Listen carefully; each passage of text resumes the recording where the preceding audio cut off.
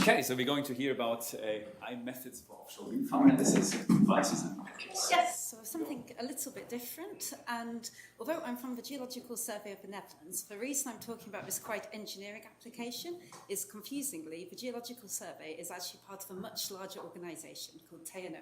And we're effectively the Dutch National R&D Department. We do everything from defence to public healthcare. That's got loads of benefits for us at the Geological Survey, because we have strong industry connections, but we can also take our seismic data and go and play with the quantum computing department, which is really cool. But my favourite department in the whole organisation is the guys who develop 3D printed cookies. So back to AI.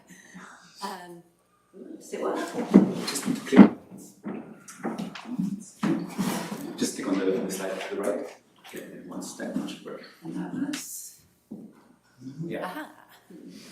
Yeah, so the Dutch government has planned that we want 21 gigawatts of new wind farm capacity in the Dutch offshore by 2030 to help us go to net zero. And even if we use the biggest available wind turbines, that's going to be thousands of new wind turbines. Wind turbines all need a pile to stop them falling over, to anchor them in the sediment. And the pile design depends on how big the wind turbine is and how much loading you've got, but also it depends on the geology. So the ability of the soil, because it's shallow, so it's really soil now, not rock, to support the load of this wind turbine is described by geotechnical properties. And we tend to measure those by using cone penetration tests. And that's literally a cylinder with a cone on the bottom, and you drop it down, and you see how far it goes. It creates measures of soil strength. But ideally, we'd want a full site coverage of these, so we can see if something weak, like a lump of clay there in subsurface, we can move our wind turbine 20 metres to the right, and it's better design, we'll need less concrete. But the problem is, cone penetration tests, or CPTs, are fundamentally point measurements, because you drive your boat out and you take one measurement in one place. So we don't have full coverage. We could interpolate between them, but that loses any geological complexity. So ideally, we'd take the seismic surveys, which have much better coverage, to see the mapping between them. And that helps if the geology is not pancake flat. But then we'll still end up with a model that's based on seismic interpretation, seismic horizons, and is a block model. And that's a bit boring. And this was made from quite a Dutch perspective, so we say this is not flat geology, but I realised talking to a room full of Brits, this is flat geology. But as far as a wind turbine is concerned, this isn't flat, and the relevant bits are particularly the clay layers. And unfortunately, by the Dutch colour bars for the offshore geology, all the clay layers are different shades of green, so you can't see them pinching out. But there's some yellow discontinuous clay in there, and ideally we wouldn't put a wind turbine there. Or if we do, we need to use a bit more concrete. Yeah, that's nice. So why are we using machine learning for this problem? Charlie introduced some of this really well for why we want to do it. So you can see in this seismic reflection study, I've plotted out the picked seismic horizons, but there's a lot of variation between these horizons. So if we can take some of that information through to our geotechnical model, we'll get much more information there for our design. But unfortunately, no analytical relationship exists between geophysics and geotechnics. It's not just A times B equals C. So again, a machine learning approach seems ideal. We're using its pattern recognition capabilities to approximate this geophysical relationship between geophysics and geotechnics. And I've spent the last few weeks frantically trying to make some transformers work so that I could call it ChatCPT, because I am actually that sad. But unfortunately, it didn't come out. So it's a bidirectional LSTM with an attention layer on top. And we use a sliding window down a seismic trace with a variety of parameters. So this is a processed seismic trace. We take that and we predict one single point on the synthetic CPT profile, and we move it down. And together that makes a profile. And we're pretty pleased with our results. So this is a first example from using a 2D ultra-high resolution seismic profile. It's been processed so that we get one trace per metre. That's the resolution level, and this is about a 12 kilometre profile. So it's way higher sampling density than we have from the real CPTs. And if you remember the geological map, you can see that our results look like geology. Maybe you'd want a continuous variable, but as geologists, I quite like having those sharp boundaries, and it looks like geology. You can see in this colour bar, you can see that nice strong red sand that's been cut through by the weak clay in blue, but it gets weaker as you move out to that side. You can also see the variation within the units. So that lower unit is one big solid sandstone layer, so we wouldn't want to map it all as just one value, so it's nice that we can see the variation in there. One of the problems is, on the top, you can see all those sand ripples, and that is just what they are, the sand ripples in the seabed. So ideally, we'd have pre-processed the data to strip them off, because you can see the effect on that with the vertical lines, because we made our predictions from the seabed working downwards. But that would have required a huge amount of pre-processing, and we didn't have time. But you can still see that first interface, that first horizon below it, and you can see that that's not affected by the sand ripple. So we're fairly confident that this is okay. But okay, so we've got a result, and it looks like geology. But we're still talking about engineering. Therefore, we really need confidence intervals, partly so we have the tolerance for how to design our turbines, but also because I don't want to be sued if the turbines fall over. But one of the problems is we only have 300 CPT locations. A lot of them are quite shallow, and they're of varying quality. So we've got a limited data set. We also had quite limited time. This was a commercial project. We were still getting data in right towards the deadline. So we didn't have time to rerun all of the networks to do things like leave one out methods. So we had to think of a different way to do it. And we're also communicating with engineers who really want to see where our uncertainties have come from, and it had to be really explainable. We couldn't just say, the network says the uncertainty is. We really had to show it. So we chose to separate 10 CPT locations to use as an independent validation set. And whilst that reduced our training data, it gave us the confidence that what we were doing was sensible. And these were chosen not at random. They're distributed across the site, not randomly. And they are chosen to represent all geological units. So every geological unit appears at least once. They all extend to at least 40 metres below the seabed, because that's our area of interest. And they're not perfect. The seismic sometimes has problems surrounding them, or the interpretation between the seismic doesn't match the interpretation from the CPT. Bits of the CPTs may be missing.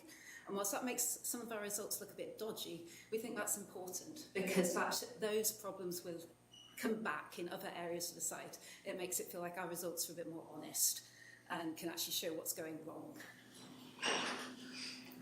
So we needed a confidence interval calculation method that we could just run in a hurry when we'd done all the results. So it's quite a brutal method, but we tried to take into account all the uncertainties we could think of in one metric. So to start with, we've got 10 validation CPTs. So we've got known, true, trace, and we predict the synthetic trace for each of these. And we think that this gives an approximation to both the geophysical and geotechnical uncertainty. So geotechnical uncertainty is how you take measurements. Geophysical uncertainty includes several things. That's the acquisition of seismics, how we pre-process them, because naturally we're going to lose information in the pre-processing, but also whether you can ever reasonably actually go from geophysics to geotechnics. They're seeing different things. We're looking at seismic reflection, which is interested in the interface, it's bouncing off, whereas geotechnics just goes down, down, down, down. So maybe they don't see the same things. For each of these, we then use the 10 closest traces to the CPT location. So in this example, you can see that the CPT location, the purple cross, is about 10 metres away from the seismic line. So it's not very far, but if you think about fluvial deposits, that could mean that they're seeing different geology. It's probably not significant, especially when you see how flat it is, but it might be relevant. Therefore, we've taken the 10 closest traces along that seismic line, because if they're too different within the line, it's probably too different between the line and the trace as well. So it gives us a measure of whether that offsets a problem. And then finally, we trained an ensemble of neural networks with slightly different parameters and numbers of hidden units, etc., and different random seeds, just as a check that our networks were converging and we weren't getting into local minima, but also because we were asked, well, what's the uncertainty of your network setup? And for us, this was the best way to demonstrate that. So in the end, that gave us 10 by 10 by 10 predicted CPT profiles, and each of these are sampled at 10 centimetre intervals. So that gave us 400 independent samples, because it's a moving window. Each point on that predicted profile is predicted separately, but obviously they do co-vary because the top of one window could be the bottom of the next. And all of these sample points, we can calculate a misfit between the true data that was measured by the CPT and the predicted. We can split that up by depth, or we can split it up by lithology. We did look at doing it by location, but we didn't have enough data. And then we can see that for this purple sand unit, most of our networks predict, well, 50% of the networks, the predictions are within minus 5 megapascals, and 90% are within plus or minus 15 megapascals. Because we're doing it like this, we can have an uncertainty range that is asymmetric. So if one unit tends to be massively underpredicted, we can say that's a real risk in there. And we can go back and we can say that that tail is because of something funny happening in this one CPT. We know where it's come from. We can really show the engineers why it's there. And we then apply that in a post-processing stage. So it's just as simple as we believe this is the sand unit, so we'll subtract plus or minus 15 subtract 15 megapascals to give us our 90% confidence interval range. So it's a pretty brutal approach, but we feel that it captures enough of the uncertainties, and it's quite conservative as well. So we don't think we have too much risk that we're overselling our results. So in conclusion, we're actually really pleased with ourselves because this is real data, and at least in my experience, a lot of machine learning breaks down when you go to real data. So that it's worked so nicely, we're pleased with that. We're pretty pleased with our way of calculating confidence intervals. We know there are better, smarter, shinier ways of doing it, but given the time and computing constraints and data constraints, we feel that this is explainable and data-driven and why we can do it. And then this project was done for an industry partner, so it was quite high pressure. We developed a lot of stuff in one go. But afterwards, we started realising quite how many other applications there are within the geological survey. It's effectively a 1D series to a 1D sequence. And there's so many, that's a translation problem, 2 different domains. There's so many problems like that in geosciences. It can be log data to log data. It could be log data to seismic data, or seismic to log, or seismic to reservoir properties, or even side scan sonar things. Another project I'm working on is looking at geothermal potential across the Netherlands, and we don't have that many deep boreholes, so the interpolation is very difficult. So it would make sense to leverage some of these techniques to fill those gaps using seismic data. And we've learnt that here, and for that, uncertainty analysis is also really crucial because we need to know before we drill a geothermal well if it's likely to work. So that, really, it's been a great conference. Looking forward to it.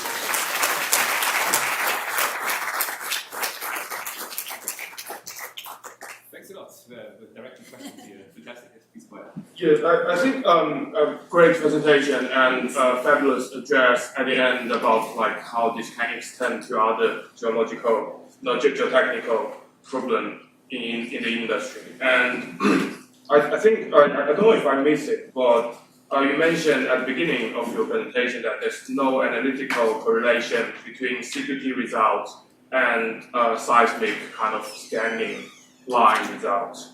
So the first step of your methodology is you using the available data and produce sort of local correlation between CPT and seismic.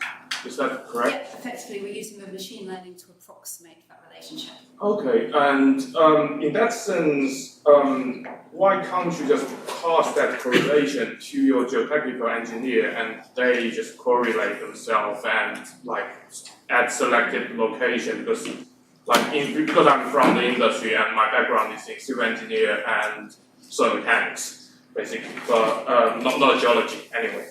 So they can like effectively just use that part of the result and do the correlation, design the foundation for the wind farm. So that's exactly what the machine learning algorithm does. It's a very non-linear correlation. So it's not as simple as working out what the parameters are. And plus, we're not going to give away all our IP. So we're not going to give it to them. I'm aware of that because it's an industry project. You can't publish paper and like produce the project. Yeah. Exactly. Well, thank you very much. You? Yeah. Very nice talk and very nice work. I was thinking, have you tried, because I was thinking of another way to look at the uncertainty, and in the petroleum industry they're using a lot of what they call seismic inversion, which is not extremely rigorous full waveform inversion, but a trace by trace deconvolution to try to come up with impedance, which would probably relate. So I guess this is what your neural network is kind of learning, but have you tried to compare? So actually, and I'm thinking also about the stochastic versions of this seismic inversion, which you try to reproduce also horizontal correlations. So actually the seismic trace is multidimensional, includes the impedance, interval velocity. Yes, I did mention that. So that's already in. All right. We tried some stochastic, but it was very difficult to work out what our price should be because we're not sure what the relationship is between. But I think also from Tom's talk, we do no processing on the CPTs, and we do use a wavelet for pre-processing on the seismic, so we should be looking at the same scale on the CPTs, and we should actually propose it, which was obvious now, and I feel quite stupid at the time I thought it, but that's life. Okay, progress. Yes, time for more questions. Yes, please. Do you run into any issues with like tuning of the wavelets with like the geometry of the strata, and can the machine learning algorithms like see that and handle it? So we got most of the data had already been pre-processed. We just got given it as seismic reflection data. We did some more processing on it afterwards. Then what you can see in it is what you can see in it. There's a lot of reflection surveys done in the North Sea, and they're pretty experienced with how to get it out anyway. So I don't think that made a huge difference. And same thing with like weird doublet reflections towards the bottom and that kind of thing. Yes, there were a few ghost multiples and things. The lower data wasn't very good, which is why I think it was just predicting the average lower down. There wasn't much down there. But that's also normal in reflection data. Questions? Yes. Yeah. So I think you're showing the misfit of the model being sort of plus or minus 20 megahertz. For the extreme end, yes. Okay, for the extreme. Yes. But in what does that actually mean in terms of the foundations? Just because I don't know anything about the area, basically, does that drastically change what the foundation? That's a big deal. So the total range is about 1 to 8 megapascals. Okay. And that was why I asked Emma the question about yesterday about communicating uncertainties, because the engineers are used to dealing with point whatever megapascals, so they weren't very happy with these results. But as geologists, they're like, it's geology. You're never going to get that level, it's not engineering. And I think they expected magic machine learning black boxes, which would give engineering level uncertainties. So that caused, we learned a lot about how to communicate stuff then. But it was a challenge. Yeah. Just on that point, the Euro-Geo codes require probabilistic approaches to design.